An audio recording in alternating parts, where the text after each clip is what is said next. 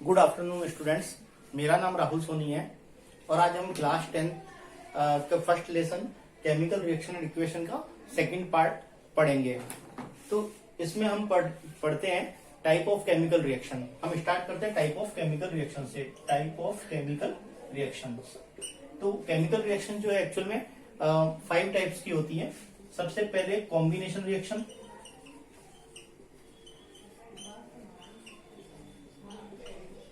Second है decomposition reaction,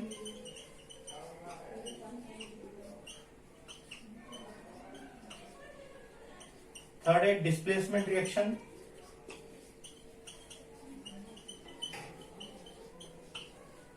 fourth है double displacement reaction,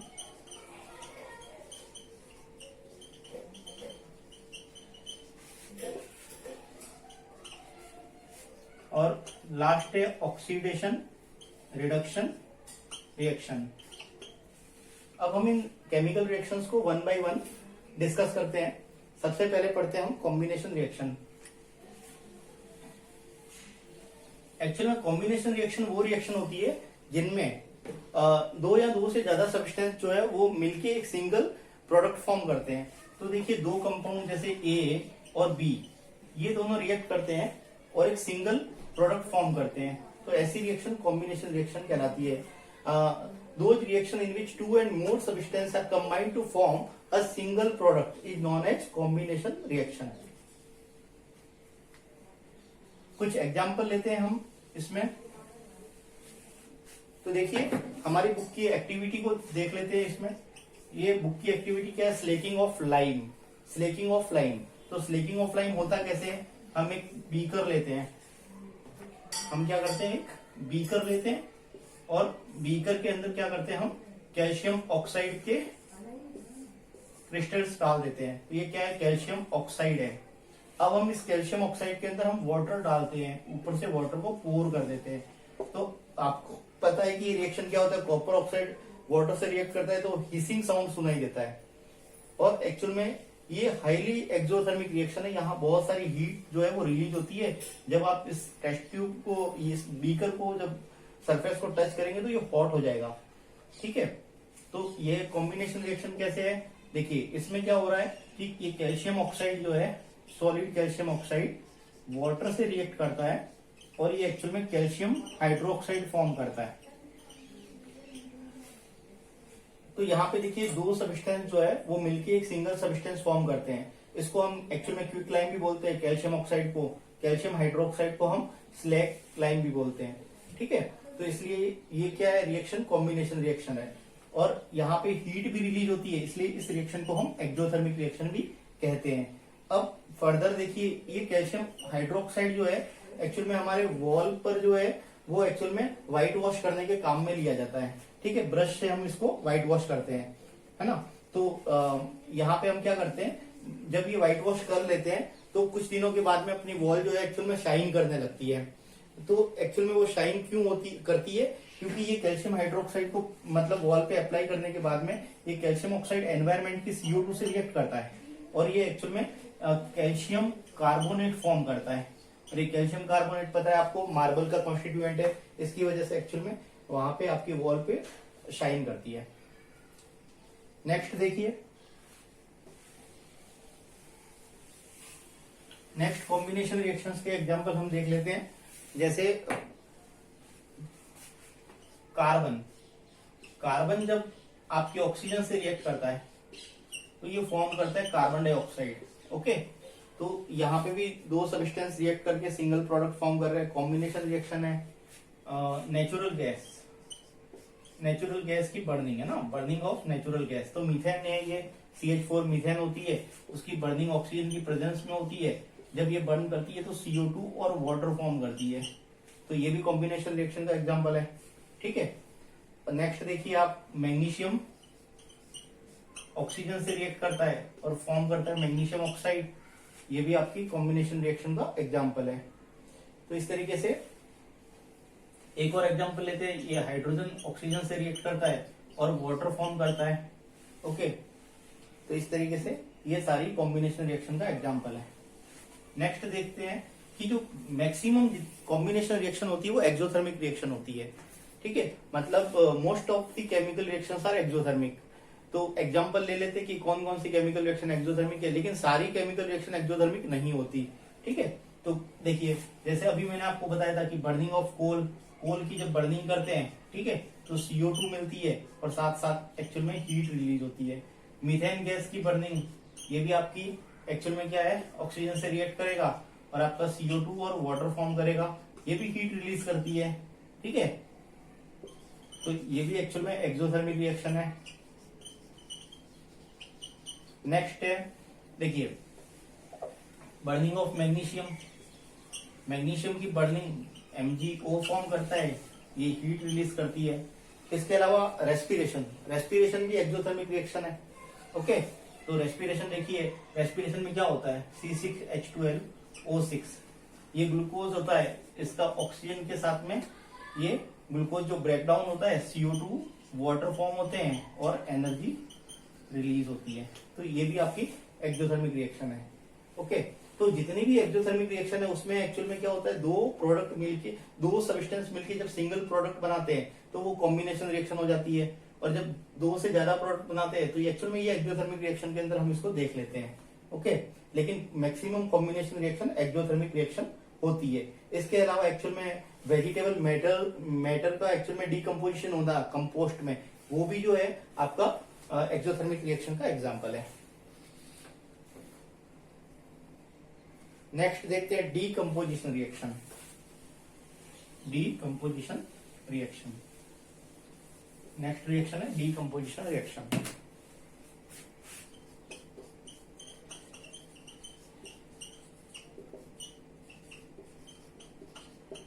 decomposition reaction में क्या होता है, एक सिंगल कंपाउंड जो है दो या दो से ज्यादा कंपाउंड में स्प्लिट हो जाता है, तो ऐसी रिएक्शन को हम डीकम्पोजिशन रिएक्शन बोलते हैं। जैसे यहाँ पे अपने पास में एक सिंगल कंपाउंड A है, ये सिंगल कंपाउंड A जो है दो या दो से ज्यादा कंपाउंड में टूट सकता है, तो ABCD मतलब दो से ज्यादा भी हो सकते हैं, तो उनको हम डीकम्पोजिशन रिएक्शन कहते हैं। तो दो reaction in which a single compound is split up into two and more compound is known as decomposition reaction.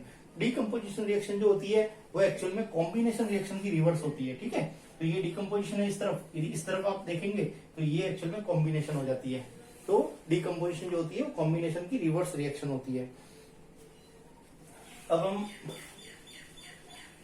Decomposition reaction के टाइप्स के बारे में बात करते हैं। डीकम्पोजिशन रिएक्शन के थ्री टाइप्स होते हैं। ठीक है, सबसे पहला होता है डीकम्पोजिशन हीट की प्रेजेंस में होता है, मतलब हीट के अप्लाई करने से डीकम्पोजिशन हो सकता है। ठीक है, तो जो हीट अप्लाई करने से जो डीकम्पोजिशन होता है उसको हम थर्मल डीकम्पोजिशन बोलते हैं।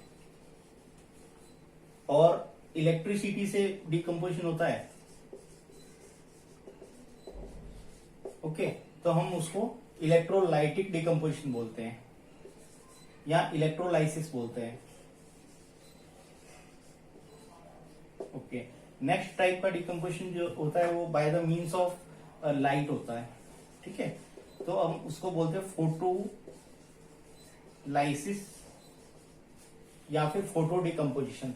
तो इस तरीके से ये तीन डीकम्पोजिशन के आपके टाइप्स है। हम वन बाय वन इनको देखते हैं। तो सबसे पहले हम देखते हैं थर्मल डीकम्पोजिशन। तो हम यहाँ पे बुक की एक्टिविटी है थर्मल डीकम्पोजिशन से रिलेटेड, उनको हम देखते हैं। तो थर्मल डीकम्पोजिशन जो है उसके लिए हम एक बुक की एक्टिविटी देखते हैं। उसमें हम क्या करते हैं, ये एक्टिविटी क्या होती है, फेरस सल्फेट की हीटिंग है ना। तो आप लैब में एक्चुअल में फेरस सल्फेट की हीटिंग करेंगे तो वो एक्चुअल में डीकम्पोजिशन रिएक्शन का एग्जाम्पल है। एक टेस्ट ट्यूब लेते हैं हम, उस टेस्ट ट्यूब में हम क्या कर रहे हैं, फेरस सल्फेट डाल देते हैं। ठीक है, ये हमने इसमें क्या किया, फेरस सल्फेट डाल दिया। अब उस फेरस सल्फेट को हम हीट करते हैं। ओके, तो एक्चुअल में क्या होता है कि आप कुछ टाइम तक जब हीट करते हैं इसको, तो आपको यहाँ पे इस टेस्ट ट्यूब की इनर सरफेस पर आपको वाटर की ड्रॉपलेट्स दिखती है ना। ये वाटर जो है एक्चुअल में वाटर की ड्रॉपलेट्स दिखती है। उसके बाद में जब आप फर्दर इसको गर्म करते जाते हैं तो एक्चुअल में यहाँ से कुछ गैसें बाहर निकलती हुई आपको दिखती है। ठीक है, तो ये पूरी तरीके से डिकम्पोज हो रहा है। तो हम इसकी रिएक्शंस देख लेते हैं कि फेरस सल्फेट का डिकम्पोजिशन कैसे हो रहा है। ठीक है, तो एक्चुअल में लैब में फेरस सल्फेट जो होता है वो एक्चुअल में वाटर ऑफ क्रिस्टलाइजेशन के साथ होता है। तो फेरस सल्फेट जो है FeSO4 वाटर ऑफ क्रिस्टलाइजेशन, इसमें 7 वाटर के मॉलिक्यूल जो है वो मिले हुए होते हैं। तो ये एक्चुअल में हाइड्रेटेड फेरस सल्फेट होता है। इसको हम बोलते हैं ferrous sulphate heptahydrate. Okay, ferrous sulphate heptahydrate. अब ये फेरस सल्फेट जो है उसको जब हम गर्म करते हैं, इस फेरस सल्फेट को जब हम गर्म करते हैं, इसका कलर जो है वो ग्रीन कलर होता है। जब हम इसको हीट करते हैं तो सबसे पहले जब हीट करते हैं तो वाटर ऑफ क्रिस्टलाइजेशन जो है वो रिमूव हो जाता है। ओके, तो यहाँ पे आपको फेरस सल्फेट मिल जाएगा, वो एनहाइड्रस फेरस सल्फेट कहलाता है। जब उसमें वाटर निकल जाता है तो उसको हम क्या बोलते हैं, एनहाइड्रस फेरस सल्फेट। ये एनहाइड्रस, और ये वाटर जो है आपको यहाँ पे ड्रॉपलेट्स के फॉर्म में आपको नजर आती है टेस्ट ट्यूब में। अब देखिए, ये जो एनहाइड्रस फेरस सल्फेट है ये व्हाइट कलर का होता है। फर्दर जब हम इसको गर्म करते हैं, जब हीट करते हैं, तो ये फेरस सल्फेट जो है फाइनली फेरस ऑक्साइड में कन्वर्ट हो जाता है, Fe2O3। ये फेरस ऑक्साइड है और गैसेस फॉर्म होती है, जैसे सल्फर डाइऑक्साइड और सल्फर ट्राइऑक्साइड, ये गैसेस रिलीज होती है। इस फेरस ऑक्साइड का कलर जो है वो ब्राउन कलर होता है। ये जो एग्जाम्पल है थर्मल डिकम्पोजिशन का एग्जाम्पल है, हम हीट करते हुए डिकम्पोज कर रहे हैं। ओके, नेक्स्ट एग्जाम्पल हम लेते हैं डिकम्पोजिशन का, decomposition of calcium. Next example लेते हैं डिकम्पोजिशन ऑफ कैल्शियम कार्बोनेट। ये भी थर्मल डिकम्पोजिशन का एग्जाम्पल है, मतलब हीट से हम उसको क्या करेंगे, डिकम्पोज करेंगे। तो देखिए, कैल्शियम कार्बोनेट सॉलिड होता है, जब आप उसको हीट करेंगे ये किस में कन्वर्ट हो जाएगा, कैल्शियम ऑक्साइड और आपका CO2 में कन्वर्ट हो जाएगा। तो ये एक्चुअल में हमने इस रिएक्शन को देखा था। तो ये क्या हो रहा है, ये सिंगल सब्सटेंस जो है दो या दो से ज्यादा प्रोडक्ट में एक्चुअल में स्प्लिट होता है, तो उसको हम डिकम्पोजिशन रिएक्शन कहते हैं। और इसका रिवर्स देख लीजिए आप, एक्चुअल में कॉम्बिनेशन रिएक्शन हो जाती है। नेक्स्ट देखिए हम, ये थर्मल डिकम्पोजिशन हो गया। अब हम एक और थर्मल डिकम्पोजिशन जो है हमारी एक्टिविटी है उसको और देख लेते हैं। एक्टिविटी 1.6 है, बुक की एक्टिविटी है 1.6। ओके, इसमें हम क्या करते हैं, एक टेस्ट ट्यूब लेते हैं। इस टेस्ट ट्यूब में हम क्या करते हैं, लेड नाइट्रेट डाल देते हैं। लेड नाइट्रेट होता है PbNO3 होल ट्वाइस। अब इसको हम क्या कर रहे हैं, गर्म करते हैं। ठीक है, क्योंकि हम एक्चुअल में कर रहे हैं थर्मल डिकम्पोजिशन को पढ़ रहे हैं, तो उसको हम हीट करते हैं।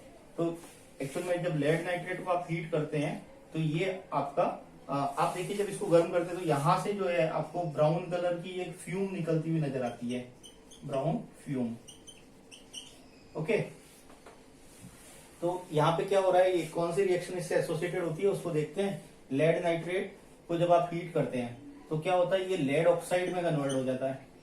साथ ही साथ यहाँ पे एक गैस रिलीज होती है, नाइट्रोजन डाइऑक्साइड, और एक और गैस रिलीज होती है, ऑक्सीजन। ओके, तो इस नाइट्रोजन डाइऑक्साइड की वजह से एक्चुअल में आपको ब्राउन कलर की फ्यूम मिलती है। तो यहाँ पे देखिए, ये थर्मल डिकम्पोजिशन में एक सिंगल सब्सटेंस जो है वो 3 पार्ट में स्प्लिट हो जाता है। तो ये आपका डिकम्पोजिशन जो है वो थर्मल डिकम्पोजिशन का एग्जाम्पल है। नेक्स्ट हम देखते हैं डिकम्पोजिशन बाय इलेक्ट्रिसिटी। तो हम उसको इलेक्ट्रोलाइटिक डिकम्पोजिशन बोलते हैं। ठीक है, उसको हम पढ़ते हैं, इलेक्ट्रोलाइटिक डिकम्पोजिशन।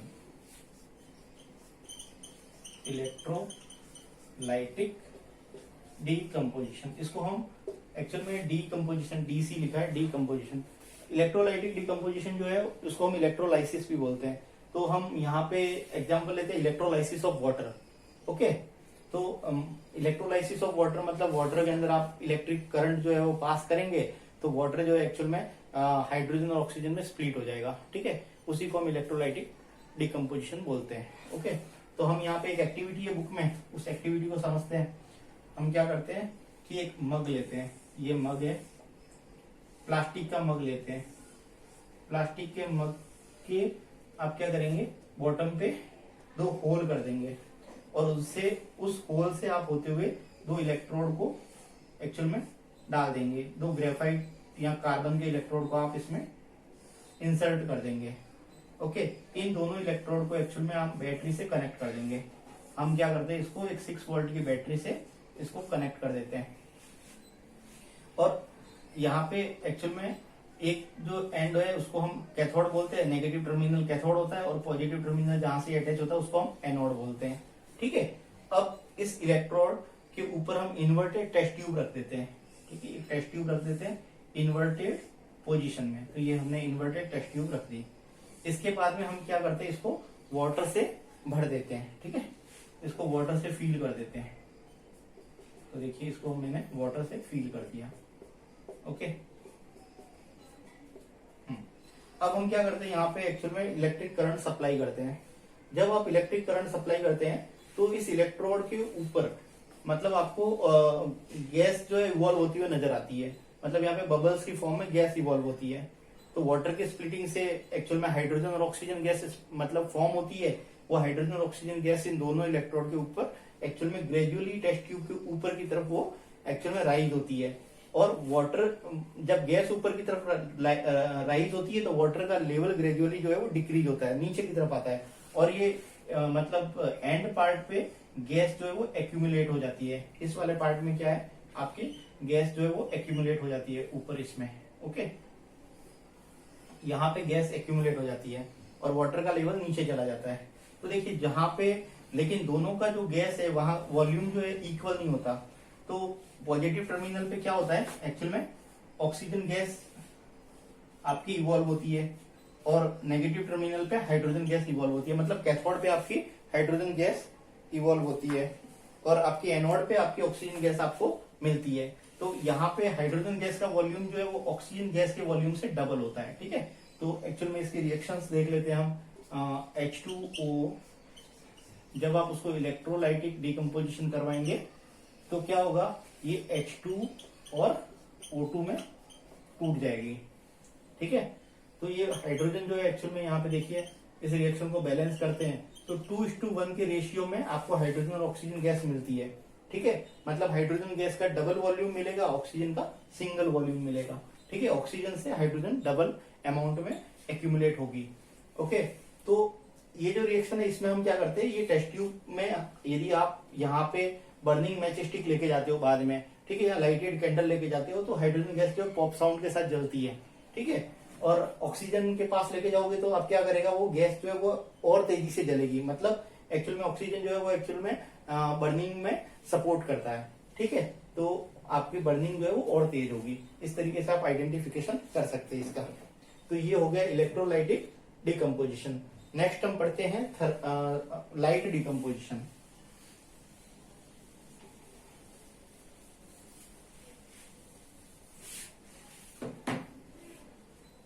थर्ड है लाइट डिकम्पोजिशन। ओके, तो लाइट डिकम्पोजिशन में हम क्या करते हैं कि जो डिकम्पोजिशन एक्चुअल में लाइट की प्रेजेंस में होता है उसको हम लाइट डिकम्पोजिशन या फिर फोटोलाइसिस बोलते हैं। लाइसिस का मतलब होता है टूटना। ठीक है, अब हम इसमें एक एक्टिविटी है बुक की, उसको देख लेते हैं। तो हम क्या करते हैं, एक विंडो, ये अपने घर की विंडो है ना, उसके पास हमें अपना एक सेटअप लगाते हैं। उसके पास में क्या करते हैं, हम इस विंडो से डायरेक्ट जो है सनलाइट आनी चाहिए। तो देखिए हम एक चाइना डिश के अंदर क्या करते हैं, एक्चुअल में हम AgCl रख देते हैं। ठीक है, सिल्वर क्लोराइड जो है वो रख देते हैं इसमें एक टेबल के ऊपर, और यहाँ से सनलाइट जो है वो डायरेक्ट इसके ऊपर AgCl के ऊपर गिरनी चाहिए। तो AgCl जो है लाइट की प्रेजेंस में क्या होता है, डिकम्पोज हो जाता है। तो यहाँ डिकम्पोजिशन कैसे होता है लाइट इससे, तो देखिए AgCl जो है वो एक्चुअल में लाइट की प्रेजेंस में डिकम्पोज होता है Ag में और आपका Cl2 में। क्लियर, तो इस डिकम्पोजिशन को हम लाइट डिकम्पोजिशन बोलते हैं। दूसरा AgBr, यदि AgBr भी आप लेते हैं वो भी लाइट की प्रेजेंस में डिकम्पोज हो जाता है Ag और Br2 में। ओके, इसीलिए हम क्या करते हैं एक्चुअल में, जो आपके सिल्वर के हेलाइट्स होते हैं, जितने भी हेलाइट्स होते हैं उनको हम एक्चुअल में लाइट के एक्सपोजर से बचाने के लिए उसको हम डार्क कलर की बोतल में रखते हैं जिससे इसका डिकम्पोजिशन नहीं हो। ठीक है, और ये AgCl और AgBr की जो ये डिकम्पोजिशन, लाइट डिकम्पोजिशन की रिएक्शन है, इसको हम एक्चुअल में ब्लैक एंड व्हाइट फोटोग्राफी में यूज करते हैं। ब्लैक एंड व्हाइट फोटोग्राफी में यूज करते हैं। ओके, जितनी भी डिकम्पोजिशन रिएक्शन होती है उनमें से मैक्सिमम डिकम्पोजिशन रिएक्शन जो है वो आपकी एंडोथर्मिक होती है। डिकम्पोजिशन रिएक्शन जो है वो एंडोथर्मिक होती है नेचर में, ठीक है।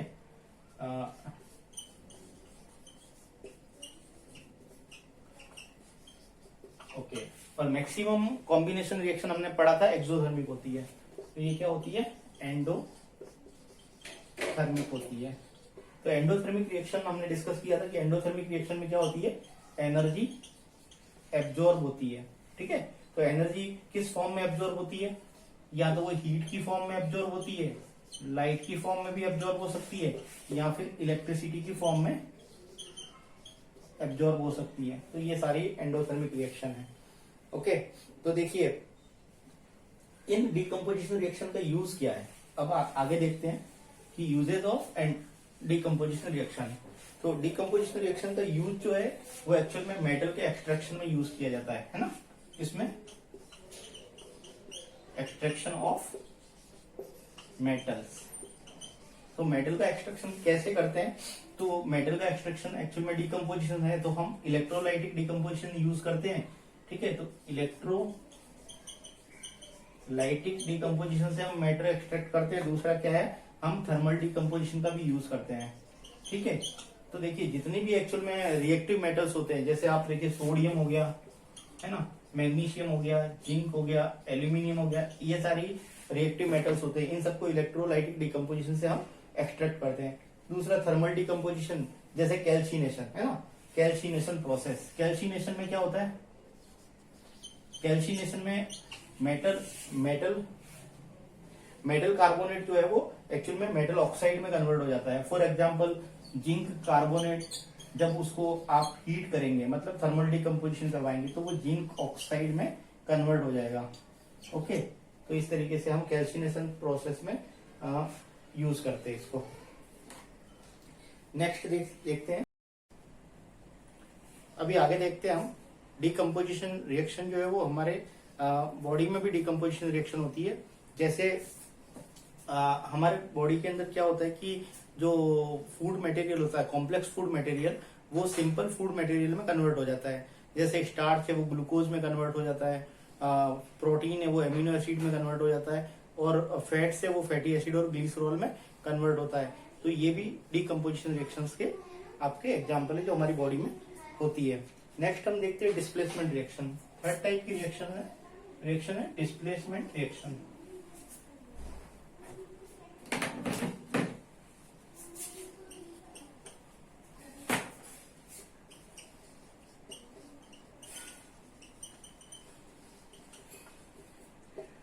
इन रिएक्शन में क्या होता है कि जो ज्यादा रिएक्टिव मेटल्स होता है वो लेस रिएक्टिव मेटल्स को उसके सॉल्ट के सॉल्यूशन से डिस्प्लेस कर देता है। जैसे देखिए कि ये एक्चुअल में केमिस्ट्री में अपनी एक रिएक्टिविटी सीरीज है, ठीक है, रिएक्टिविटी सीरीज। उसके अकॉर्डिंग एलिमेंट्स को हम एक्चुअल में उसकी रिएक्टिविटी के अकॉर्डिंग उसको सेट करते हैं ऊपर से नीचे की तरफ। तो जो टॉप पे एलिमेंट्स होते हैं वो हाईली रिएक्टिव होता है, ठीक है, मोस्ट रिएक्टिव होता है, और जो सबसे बॉटम पे होता है वो लिस्ट रिएक्टिव होता है। तो इस तरीके से जो सबसे ज्यादा रिएक्टिव होता है वो एक्चुअल में लेस, मतलब जो ज्यादा रिएक्टिव होता है वो लेस रिएक्टिव एलिमेंट्स को उसके सॉल्ट के सॉल्यूशन से डिस्प्लेस कर देता है। इसी को हम डिस्प्लेसमेंट रिएक्शन बोलते हैं। अब हम यहाँ रिएक्टिविटी सीरीज में हम 4-5 एलिमेंट्स के बारे में समझते हैं जो ज्यादा इंपॉर्टेंट है 10th क्लास तक के लिए। तो देखिए पोटेशियम, फिर उसके बाद में मैग्नीशियम, फिर एल्यूमिनियम, फिर जिंक, उसके बाद में जिंक के बाद में आपका आयरन, फिर आयरन के बाद में आपका कॉपर, आयरन के बाद में पीबी, फिर सीयू, फिर एजी और एयू। तो इस तरीके से ये रिएक्टिविटी सीरीज है। तो यहाँ पे सबसे रिएक्टिव जो है वो आपका पोटेशियम है, उसके बाद में मैग्नीशियम है। तो ये एक्चुअल में रिएक्टिविटी जो है एलिमेंट्स की कम होती जाती है। तो हम यहाँ से समझ लेते हैं कि पोटेशियम जो है वो एक्चुअल में इनसे नीचे वाले सारे एलिमेंट्स को उसके सॉल्ट के सॉल्यूशन से डिस्प्लेस कर सकता है, लेकिन इसके नीचे वाले जो एलिमेंट्स है वो पोटेशियम को उसके सॉल्ट के सॉल्यूशन से डिस्प्लेस नहीं कर सकते। ओके, तो वैसे एग्जांपल लेते हैं हम जिंक का। जिंक जो है उससे नीचे वाले सारे एलिमेंट्स को एक्चुअल में उसके सॉल्ट के सॉल्यूशन से डिस्प्लेस कर देता है, लेकिन जिंक जो है अपने से ऊपर वाले एलिमेंट्स को मतलब डिस्प्लेस नहीं कर सकता, क्योंकि जिंक की रिएक्टिविटी जो है इनसे पोटेशियम मैग्नीशियम एल्यूमिनियम से कम है, लेकिन इनसे ज्यादा है, तो जिनसे ज्यादा होगी उसको डिस्प्लेस कर देगा, जिनसे कम होगी डिस्प्लेस नहीं कर पाएगा। तो हम बुक की एक एक्टिविटी को देखते हैं। बुक की एक्टिविटी है कि एक एक्चुअल में हम एक टेस्ट ट्यूब लेते हैं, टेस्ट ट्यूब में हम कॉपर सल्फेट का सॉल्यूशन डाल देते हैं। ओके, तो कॉपर सल्फेट का सॉल्यूशन जो है एक्चुअल में ब्लू कलर का होता है, और उसमें हम आयरन नेल डाल देते हैं। आयरन नेल को एक थ्रेड से बांध के हम रख देते हैं इस तरीके से। तो फिर हम क्या करते हैं कि आधे घंटे बाद जब ये रिएक्शन हो जाती है, उसके बाद आयरन नेल को बाहर निकाल देते हैं, उसका कलर हम चेक करते हैं। तो आयरन नेल एक्चुअल में क्या होता है कि आयरन नेल जो है उसके ऊपर आपका मतलब ब्राउन कलर की कोटिंग हो जाती है, मतलब उस पर कॉपर डिपोजिट हो जाता है। और आप देखेंगे कॉपर सल्फेट, जो ब्लू कलर का कॉपर सल्फेट है, वो फाइनली एक्चुअल में ग्रीन कलर में कन्वर्ट हो जाता है। तो ये डिस्प्लेसमेंट रिएक्शन में एक्चुअल में ये कलर चेंज है, तो वो कैसे हो रहा है हम उसको देखते हैं, इसकी रिएक्शंस देखते हैं। तो देखिए आयरन, ये आयरन नेल का आयरन एक्चुअल में कॉपर सल्फेट से रिएक्ट करता है, ठीक है। और कॉपर को ये एक्चुअल में आयरन ज्यादा, कॉपर से ज्यादा रिएक्टिव है, तो कॉपर सल्फेट के सॉल्यूशन से कॉपर को डिस्प्लेस कर देता है और आयरन सल्फेट फॉर्म करता है, जिसकी वजह से सॉल्यूशन का कलर ग्रीन हो जाता है। साथ ही साथ ये कॉपर जो है वो आपका आयरन नेल पे डिपॉजिट हो जाता है। एक और एग्जांपल लेके समझते इसको। देखिए जिंक को यदि कॉपर सल्फेट के सॉल्यूशन में डाला जाए तो क्या होगा, ये फॉर्म करेगा जिंक सल्फेट और कॉपर। एक्चुअल में रिएक्शन इसलिए होगी क्योंकि जिंक जो है वो कॉपर से ज्यादा रिएक्टिव है, इसलिए जिंक कॉपर सल्फेट के सॉल्यूशन से कॉपर को डिस्प्लेस कर देता है। एक और एग्जांपल ले लेते हैं, लेड जब कॉपर सल्फेट से रिएक्ट करता है तो क्या करेगा, लेड कॉपर क्लोराइड ले लेते हैं यहाँ पे, तो लेड क्लोराइड बन जाएगा और आपका कॉपर जो है वो एक्चुअल में डिपोजिट हो जाएगा। तो यहाँ पे आपका जिंक और लेड दोनों कॉपर से ज्यादा रिएक्टिव है, इसलिए उसके सॉल्ट के सॉल्यूशन से उसको डिस्प्लेस कर देते हैं। तो इस रिएक्शन को हम डिस्प्लेसमेंट रिएक्शन बोलते हैं।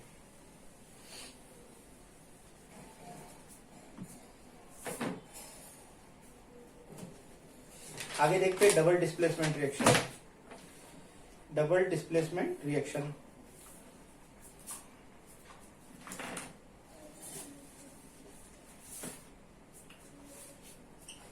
फोर्थ है डबल डिस्प्लेसमेंट रिएक्शंस। तो डबल डिस्प्लेसमेंट रिएक्शंस वो रिएक्शन होती है जिसमें दो कंपाउंड आपस में रिएक्ट करते हैं और उनमें एक्सचेंज ऑफ आयंस होता है, जिसकी वजह से दो नए कंपाउंड फॉर्म होते हैं, ठीक है। तो डबल डिस्प्लेसमेंट रिएक्शन में एक्चुअल में एक्सचेंज ऑफ आयन होता है। तो देखिए ये रिएक्शन दो तरीके की होती है। एक तो प्रेसिपिटेट फॉर्मेशन की रिएक्शन होती है, तो फॉर्मेशन ऑफ फर्स्ट रिएक्शन को बोलते हैं फॉर्मेशन ऑफ प्रेसिपिटेट, और दूसरी रिएक्शन होती है न्यूट्रलाइजेशन की। ओके, हमारी बुक में फॉर्मेशन ऑफ प्रेसिपिटेट की रिएक्शंस दे रखी है, लेकिन हम दोनों को समझ लेते हैं। तो फॉर्मेशन ऑफ प्रेसिपिटेट में एक एक्टिविटी से हम इसको समझते हैं। एक्चुअल में एक टेस्ट ट्यूब के अंदर हम क्या करते हैं, एक टेस्ट ट्यूब में हम बेरियम क्लोराइड ले लेते हैं और दूसरी टेस्ट ट्यूब में हम सोडियम सल्फेट ले लेते हैं। ये दोनों ट्रांसपेरेंट होते हैं। अब हम क्या करते हैं, सोडियम सल्फेट को बेरियम क्लोराइड में ट्रांसफर कर देते हैं। तो यहाँ पे हमको एक्चुअल में व्हाइट कलर का, मतलब पूरा सॉल्यूशन जो है वो व्हाइट हो जाता है, और यहाँ पे हमको एक प्रोडक्ट प्रेसिपिटेट आउट होता है जिसका नाम है बेरियम सल्फेट। ये सॉलिड फॉर्म में प्रेसिपिटेट आउट हो जाता है, ये मिल्की व्हाइट कलर का होता है, मतलब पूरा मिल्क जैसा होता है, ठीक है। तो ये फॉर्मेशन ऑफ प्रेसिपिटेट का एग्जाम्पल है। बेरियम क्लोराइड प्लस, इसकी रिएक्शन देख लेते हैं, barium chloride plus sodium sulphate, ये फॉर्म करेगा barium sulphate plus NaCl। Okay, एक और एग्जांपल लेते हैं हम इसका, वो हम लास्ट क्लास में डिस्कस कर चुके थे। ये रिएक्शन थी पोटेशियम नाइट्रेट की लेड नाइट्रेट की पोटेशियम आयोडाइड के साथ रिएक्शन, तो इसमें लेड आयोडाइड का येलो प्रेसिपिटेट मिलता है हमको।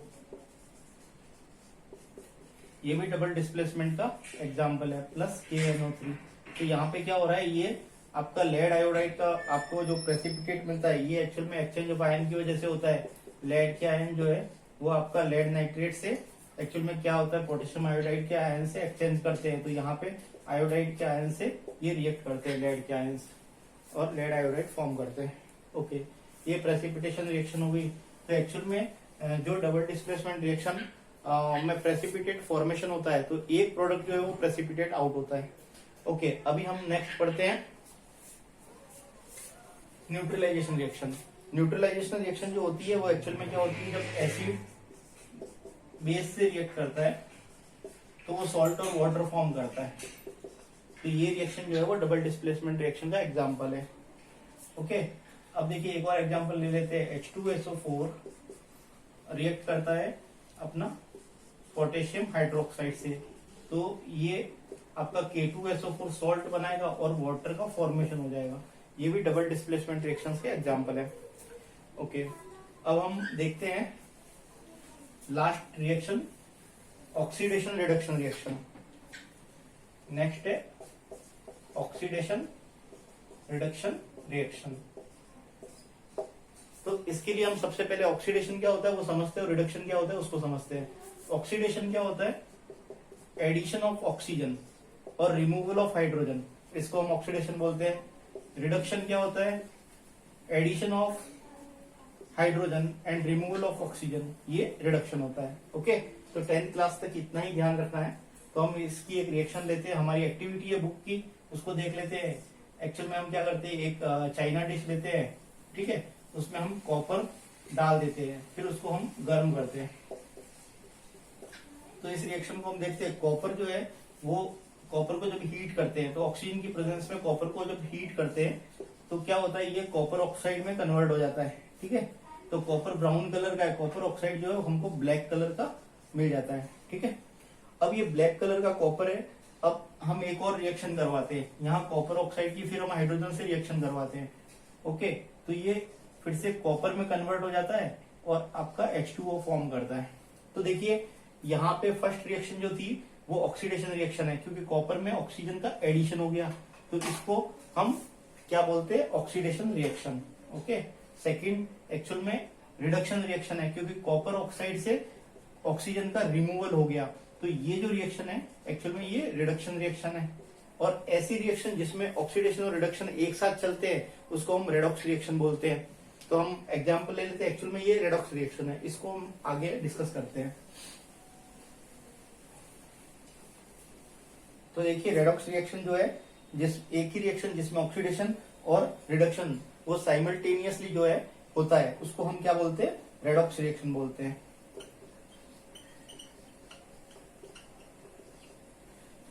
तो देखिए आपका कॉपर ऑक्साइड प्लस हाइड्रोजन ये फॉर्म करता है कॉपर और H2O। तो देखिए यहाँ पे कॉपर से कॉपर ऑक्साइड से कॉपर का फॉर्मेशन, रिमूवल ऑफ ऑक्सीजन हुआ, ये क्या हो गया, रिडक्शन हो गया। नेक्स्ट हाइड्रोजन में क्या हुआ है, हाइड्रोजन से H2O फॉर्म हुआ, मतलब हाइड्रोजन में ऑक्सीजन ऐड हुआ, तो इसको हम बोलते हैं एडिशन रिएक्शन, मतलब सॉरी ऑक्सीडेशन रिएक्शन, क्योंकि यहाँ पे ऑक्सीजन का एडिशन हो गया। ओके, तो हमारे यहाँ पे एक और चीज हम यहाँ समझते हैं, यहाँ पे ऑक्सीडाइजिंग एजेंट और रिड्यूसिंग एजेंट की बात भी करते हैं। जो जिसका ऑक्सीडेशन होता है वो एजेंट एक्चुअल में क्या होता है, रिड्यूसिंग एजेंट होता है, और जिसका रिडक्शन होता है वो ऑक्सीडाइजिंग एजेंट होता है। एजेंट जो होता है वो दूसरों के लिए काम करता है, जैसे जो एक्चुअल में ऑक्सीडाइजिंग एजेंट होगा वो दूसरों का ऑक्सीडेशन करेगा और खुद रिड्यूस हो जाएगा। रिड्यूसिंग एजेंट जो है वो दूसरों का रिडक्शन करेगा और खुद ऑक्सीडाइज हो जाएगा। तो यहाँ पे देखिए रिडक्शन किसका, रिडक्शन, ऑक्सीडेशन, रिड्यूसिंग एजेंट और ऑक्सीडाइजिंग एजेंट, इन सबको हमको एक्चुअल में रिएक्टेंट्स में ही देखना है। ठीक है, ये चारों चीजें हमको रिएक्टेंट में देखनी है। तो यहाँ पे एक्चुअल में ऑक्सीडाइजिंग सब्सटेंस कौन सा है, ऑक्सीडाइजिंग सब्सटेंस वो है जिसका ऑक्सीडेशन हो रहा है। ऑक्सीडेशन किसका हो रहा है, हाइड्रोजन का। ठीक है, रिड्यूसिंग सब्सटेंस कौन सा है, रिड्यूसिंग सब्सटेंस वो है जिसका रिडक्शन हो रहा है। रिडक्शन किसका हो रहा है, कॉपर ऑक्साइड का। इधर ही देखना है हमको, है ना, रिएक्टेंट्स में। ओके, तो यहाँ पे ये कॉपर ऑक्साइड का रिडक्शन हो रहा है। अब जिसका रिडक्शन हो रहा है, ठीक है, वो एजेंट कैसा होगा, ऑक्सीडाइजिंग एजेंट होगा। तो कॉपर ऑक्साइड ऑक्सीडाइजिंग एजेंट है, और जिसका ऑक्सीडेशन हो रहा है वो रिड्यूसिंग एजेंट होगा। क्लियर? तो हाइड्रोजन रिड्यूसिंग एजेंट है। एक और एग्जांपल लेके समझते हैं इसको। देखिए, zinc oxide plus carbon, it form zinc and carbon monoxide. ये रेडॉक्स रिएक्शन है, इसको हम समझते हैं। यहाँ पे जिंक ऑक्साइड से जिंक फॉर्म हुआ और कार्बन से कार्बन मोनोऑक्साइड फॉर्म हुआ। तो जिंक ऑक्साइड से जिंक फॉर्मेशन में क्या हुआ, ऑक्सीजन रिमूव हो गई। तो रिमूवल ऑफ ऑक्सीजन क्या हो जाएगी, रिडक्शन हो जाएगी। ठीक है, और इस कार्बन में ऑक्सीजन जो है ऐड हो गई, तो इस एडिशन ऑफ ऑक्सीजन को क्या बोलते हैं, ऑक्सीडेशन। तो यहाँ पे आपको ऑक्सीडाइजिंग सब्सटेंस कौन सा हो गया, कार्बन। रिड्यूसिंग सब्सटेंस कौन सा हुआ, जिंक ऑक्साइड। अब ऑक्सीडाइजिंग एजेंट कौन सा हुआ, जिसका रिडक्शन हो रहा है, तो जिंक ऑक्साइड ऑक्सीडाइजिंग एजेंट है। रिड्यूसिंग एजेंट कौन सा होगा, जिसका ऑक्सीडेशन हो रहा है, तो रिड्यूसिंग एजेंट कौन सा है, आपका कार्बन रिड्यूसिंग एजेंट है। एक और एग्जांपल लेते हैं समझने के लिए। देखिए, H2S plus Cl2, it forms HCl and sulfur। Okay, ये एक एग्जांपल है रेडॉक्स रिएक्शन का, समझते हैं इसको। H2S किस में कन्वर्ट हो रहा है, सल्फर में, ऐसे एरो लगाएंगे आप। क्लोरीन किस में कन्वर्ट होता है, HCl में। ओके, तो देखिए यहाँ पे H2S से सल्फर बन रहा है, मतलब आपका हाइड्रोजन रिमूव हो रहा है। तो हाइड्रोजन का रिमूवल भी ऑक्सीडेशन होता है। ठीक है, यहाँ पे क्लोरीन से HCl फॉर्म हो रहा है, मतलब यहाँ हाइड्रोजन जुड़ रहा है, तो एडिशन ऑफ हाइड्रोजन जो है वो रिडक्शन होता है। तो यहाँ पे रिडक्शन जो है Cl2 का हो रहा है, ऑक्सीडेशन H2S का हो रहा है। क्लियर? तो ये जिसका ऑक्सीडेशन हो रहा है वो रिड्यूसिंग एजेंट हो जाएगा, और जिसका रिडक्शन हो रहा है वो ऑक्सीडाइजिंग एजेंट हो जाएगा। एक और एग्जांपल से हम समझ सकते हैं इसको। देखिए, एक और एग्जांपल मैं ले रहा हूं, MnO2 प्लस HCl। ये क्या करेगा, MnCl2 फॉर्म करेगा। ओके, प्लस आपका Cl2 फॉर्म करेगा और वाटर फॉर्म करेगा। ओके, तो ये रिएक्शन है। तो MnO2 जो है वो MnCl2 में कन्वर्ट हो रहा है, और HCl है वो आपका Cl2 में कन्वर्ट हो रहा है। तो MnCl2 से क्या हो रहा है, ऑक्सीजन रिमूव हो रहा है, तो ये क्या हो जाएगा, रिडक्शन हो जाएगा। और यहां से HCl से आपका हाइड्रोजन रिमूव हो रहा है, तो इसका क्या हो जाएगा, आपका hydrogen removal of hydrogen oxidation हो जाएगा। ओके, तो ये रिड्यूसिंग एजेंट हो जाएगा, ये ऑक्सीडाइजिंग एजेंट हो जाएगा। ये हो गई रेडॉक्स रिएक्शन। ओके, तो सारी केमिकल रिएक्शंस मैं डिस्कस कर चुका हूं।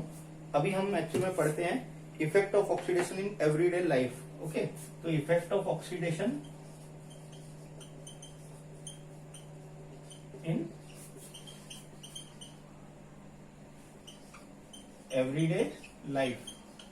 तो हमारे एक्चुअल में डे टू डे लाइफ में ऑक्सीडेशन का बहुत ही इफेक्ट होता है। तो कुछ एग्जांपल से हम समझते हैं, कोरोजन और रेंसिडिटी। ओके, इन दोनों से समझते हैं, कोरोजन एंड रेंसिडिटी। तो देखिए, कोरोजन क्या होता है एक्चुअल में, कोरोजन होता है एक्चुअल में जिसमें मेटल जो है ग्रेजुअली ईटन अप होता है by the action of air, moisture and acid. तो एसिड, एयर और मॉइस्चर के एक्शन से क्या होता है कि आपका जो मेटल होता है वो एक्चुअल में उसका डिग्रेडेशन होता है, उसी को कोरोजन बोलते हैं, है ना, कोरोजन ऑफ मेटल बोलते हैं। तो इसमें सबसे जो कॉमन एक्चुअल में कोरोजन होता है वो रस्टिंग ऑफ आयरन होता है ना। तो देखिए, रस्टिंग ऑफ आयरन में क्या होता है, आयरन जो है ऑक्सीजन और वाटर से रिएक्ट करता है, ठीक है, मॉइस्चर से रिएक्ट करता है, तो ये आपका आयरन ऑक्साइड फॉर्म करता है। इसी को हम क्या बोलते हैं, रस्ट बोलते हैं। ठीक है, इसके अलावा देखिए आप, कॉपर, ऑक्सीजन, CO2 और वाटर, इन सबसे रिएक्ट करता है, और ये तो एयर में होती है, ठीक है, और ये वाटर है। तो ये कॉपर जो है एक्चुअल में इनसे रिएक्ट करके क्या बनता है, बेसिक कॉपर कार्बोनेट की लेयर फॉर्म करता है। तो ये कार्बोनेट और ये आपका कैल्शियम हाइड्रोक्साइड। तो इस तरीके से CaCO3.COH का होल ट्वाइस, इनकी लेयर जो है एक्चुअल में कॉपर के आर्टिकल्स के ऊपर जो है वो डिपोजिट हो जाती है, जिससे कॉपर की सरफेस डल हो जाती है। ठीक है, तो इसकी लस्टर जो है वो एक्चुअल में कम हो जाती है। तो देखिए तो ये भी एग्जांपल आपका कोरोजन का है। एक और एग्जांपल लेते हैं हम सिल्वर। तो सिल्वर जो है वो एक्चुअल में बहुत ही शाइनी अपीयरेंस वाली होती है, ठीक है। ये एनवायरनमेंट के अंदर H2S गैस है एयर के अंदर, उससे रिएक्ट करती है और AgS का मतलब ब्लैक कलर के AgS को मतलब सिल्वर सल्फाइड फॉर्म करती है, ठीक है। तो इससे क्या होता है कि आपकी सिल्वर जो है वो टार्निश हो जाती है, सिल्वर की सरफेस जो है वो टार्निश हो जाती है। तो ये सारी एग्जांपल जो है कोरोजन के एग्जांपल है।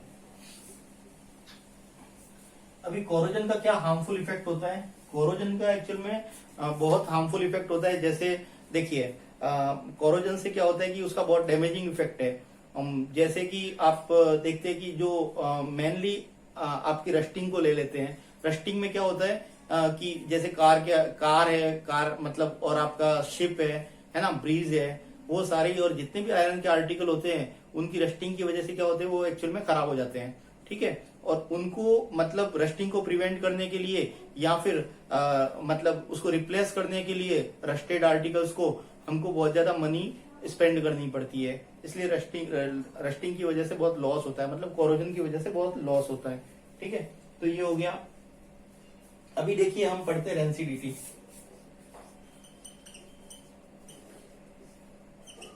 रेंसिडिटी क्या होता है एक्चुअल में? रेंसिडिटी में क्या होता है, फैट और ऑयल कंटेनिंग फूड का ऑक्सीडेशन रेंसिडिटी कहलाता है, ठीक है। तो जितने भी फैट और ऑयल कंटेनिंग फूड है उनका ऑक्सीडेशन होना रेंसिडिटी कहलाता है। तो उसके ऑक्सीडेशन से क्या होता है कि उनकी जो एक्चुअल में उसमें अनप्लीजेंट स्मेल आने लगती है, उसका टेस्ट खराब हो जाता है, तो उसी को हम रेंसिडिटी बोलते हैं।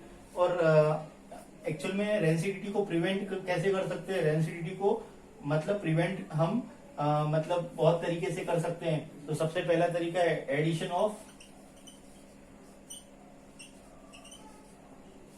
एंटीऑक्सीडेंट। एंटीऑक्सीडेंट को ऐड कर सकते हैं। एंटीऑक्सीडेंट्स क्या होते हैं? एक्चुअल में रिड्यूसिंग एजेंट्स होते हैं, ठीक है।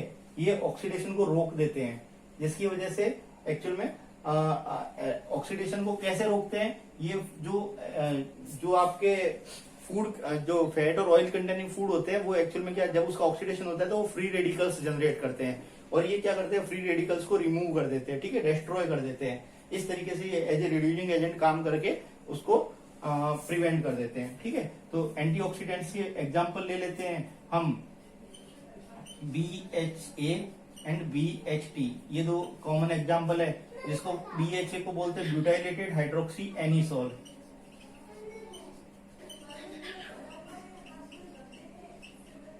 Butylated hydroxy anisole. BHT का मीनिंग होता है ब्यूटाइलेटेड हाइड्रोक्सी टोलुइन, ओके। ये दोनों क्या है, आपके एंटीऑक्सीडेंट है। नेक्स्ट देखते हैं हम रेंसिडिटी को कैसे प्रिवेंट करते हैं। नेक्स्ट एक्चुअल में जो नेक्स्ट तरीका है by supply of nitrogen gas, है ना। तो जितने भी मतलब फैट और ऑयल कंटेनिंग फूड होते हैं जिसको पैकेट में हम मतलब डालते हैं, तो वहां पे नाइट्रोजन गैस मतलब अंदर से नाइट्रोजन गैस से फील किया जाता है। नाइट्रोजन गैस क्या करता है, एयर को वहां से रिमूव कर देता है और नाइट्रोजन गैस इनर्ट होती है, ठीक है। इनर्ट एनवायरमेंट जो है वो प्रोवाइड करता है और वहां पे ऑक्सीजन रिप्लेस हो जाती है। तो एक्चुअल में फैट और ऑयल कंटेनिंग फूड जो है वो खराब नहीं होते। नेक्स्ट है मतलब इनको हम क्या कर सकते हैं, जितने भी फैट और ऑयल कंटेनिंग फूड है उसको हम रेफ्रिजरेटर में रख सकते हैं। तो keeping the food in refrigerator, तो रेफ्रिजरेटर में रखने से क्या होता है, रेंसिडिटी रिटार्ड हो जाती है, ठीक है, डिले हो जाती है। क्योंकि एक्चुअल में टेम्परेचर कम होने से रेफ्रिजरेटर क्या करता है, टेम्परेचर कम करता है, जिससे ऑक्सीडेशन प्रोसेस जो है वो स्लो हो जाता है, क्लियर। नेक्स्ट एक्चुअल में क्या है, keeping the food in air tight container. Air tight container में आप रखेंगे तो क्या होगा, एयर टाइट कंटेनर में रख के भी आप ऑक्सीडेशन को मतलब थोड़ा प्रिवेंट कर सकते हैं, रिटार्ड कर सकते हैं। नेक्स्ट है कि आप keeping the food away from sunlight, sunlight से दूर रख के भी आप उसमें उसको मतलब रेंसिडिटी से बचा सकते हैं। तो आज ये लेसन हम पूरा कर चुके हैं। अब आगे हम नया लेसन स्टार्ट करेंगे। Thank you.